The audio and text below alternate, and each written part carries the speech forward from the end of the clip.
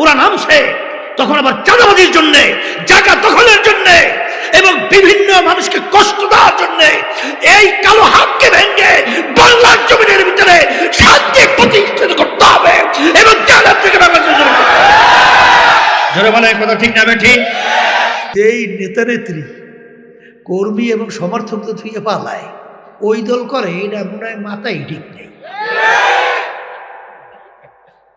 এখনো সুস্থ মানুষ না, নেতা কর্মী ধুয়ে পালাইছে হেলিকপ্টার টুন টুন টুন, আর ওদিকে নেতা কর্মী সব ফালাই রেখে গেছে ফাঁসির কাছে। কায়দাটা কত, আবার এই দলও করে, কথা ঠিক না? এই ভ্যাসিস দর পালাই, দেশ তখন অরক্ষিত না, প্রশাসন ভেঙে পড়ছে, কোনো জায়গায় কোন নিয়ম ছিল?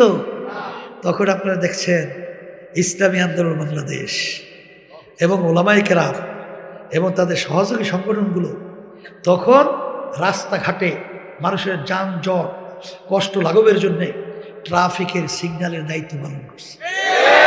দেখেন নাই? এই তখন ভারত তো সবুজ পাখির মতো চাকাইয়াস, বাংলাদেশে কোন জায়গায় অরাজকতা বাজাইবে একটা সবুজ দেবে। আমরাও তো বুঝতে পারছি, এই জন্য আমরাও হিন্দুদের যেন বিজাতির করে ক্ষয়ক্ষতি কেউ না করতে পারি বুদ্ধিমানি করি, এই জন্য সব তাদের জানমাল ইজ্জতের নিরাপত্তার জন্য আমরা কিন্তু দায়িত্ব পালন করছি। আর ওই সময় এক শ্রেণীর চাঁদাবাজিতে লিপ্ত, এই ঘাট দখলে লিপ্ত, জায়গা দখলে লিপ্ত, তখনও মায়ের কান্না বন্ধ হয় নাই, তখন সেই আমাদের আবু সাইদের শব্দ এখন আমাদের কান থেকে যায় নাই, মুখদের পানি পানি শব্দ বন্ধ হয় নাই। মা বলতেছিল আজকে কয়েকদিন পর্যন্ত আমার সন্তান আমাকে মা বলে ডাকছে না, সেই কান্না এখনো রক্ত শুকায় নাই।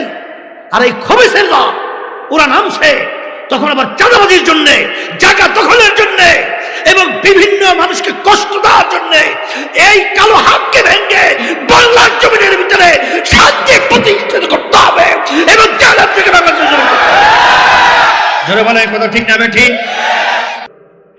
এমপি মন্ত্রীরা ঠিক না, তারা সংসদের ভিতরে বিল উত্থাপন করে, সেখানে আলোচনা পর্যালোচনার পরে আইন পাশ হয়, সে অনুযায়ী দেশ চলে। টিআইবি একটা সংস্থা, তারা 100 এমপি মন্ত্রীদের মধ্যে একটা তদন্ত করছে, জরিপ করছে। 100 জন এমপি মন্ত্রীদের মধ্যে জরিপ করার